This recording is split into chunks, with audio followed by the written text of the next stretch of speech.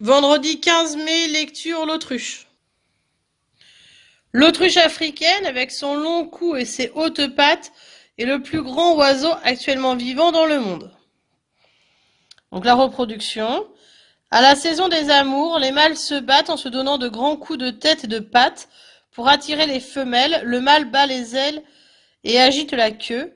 C'est le mâle qui construit le nid à l'aide de son bec et de sa poitrine en faisant un creux dans le sol.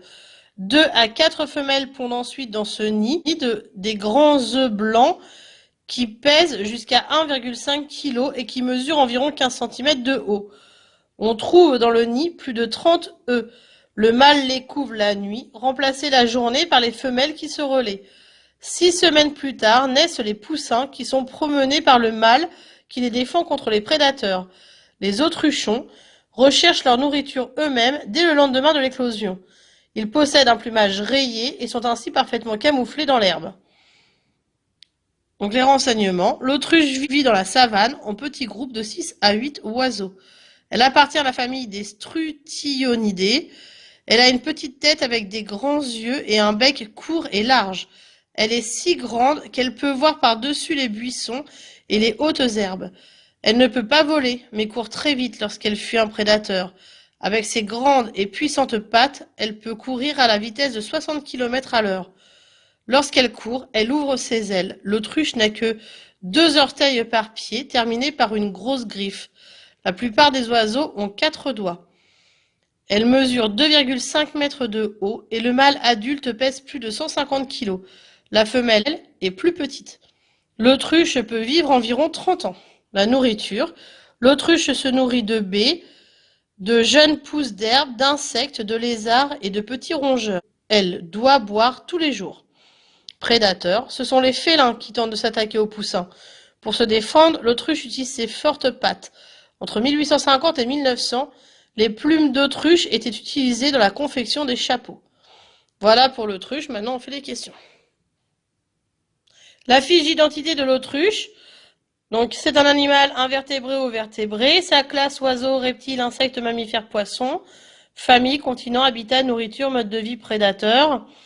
Un petit mot croisé. 1. Organe de locomotion. 2. Elle est petite. 3. Bouche des oiseaux. 4. C'est le nom du petit. 5. Produit de la ponte. 6. Petits fruits sauvages en forme de boule. Ensuite, souligne les phrases qui sont justes. C'est le plus grand oiseau du monde. C'est le mâle qui construit le nid. L'œuf d'autruche pèse plus de 1 kg. Seules les femelles couvrent le nid. L'autruche a 4 orteils. Elles volent très bien. On a fabriqué des chapeaux avec ses plumes. L'éclosion a lieu au bout d'1 mois. C'est un animal solitaire. Question. Comment le mâle construit-il le nid? De quelle manière l'autruche échappe-t-elle à ses prédateurs? Pourquoi l'homme a-t-il été un prédateur au début du XIXe siècle? Pourquoi les poussins n'ont-ils pas le même plumage que leurs parents? Et donc après je corrige. Donc c'est un vertébré, c'est un oiseau, sa famille c'est Strutyonidae, son continent c'est l'Afrique, l'habitat c'est la savane, la nourriture des baies, jeunes pousses, herbes, insectes, lézards et petits rongeurs, mode de vie petit groupe de 6 à 8 oiseaux, et les prédateurs c'est les félins, et bien sûr l'homme qui est quasiment tout le temps prédateur. Donc, organes de locomotion sont les pattes. Elle est petite, c'est la tête. Bouche des oiseaux, c'est le bec. C'est le nom du petit, donc c'est autruchon. Produit de la ponte, c'est les œufs. Petits fruits sauvages en forme de boule, c'est les baies. Ensuite, souligne les phrases qui sont justes. Donc, c'est le plus grand oiseau du monde. C'est le mâle qui construit le nid.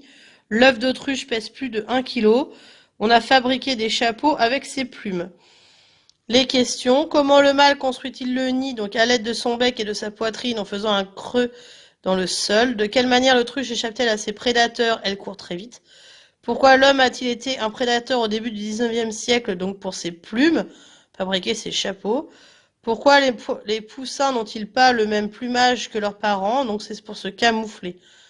Voilà pour les réponses. Merci.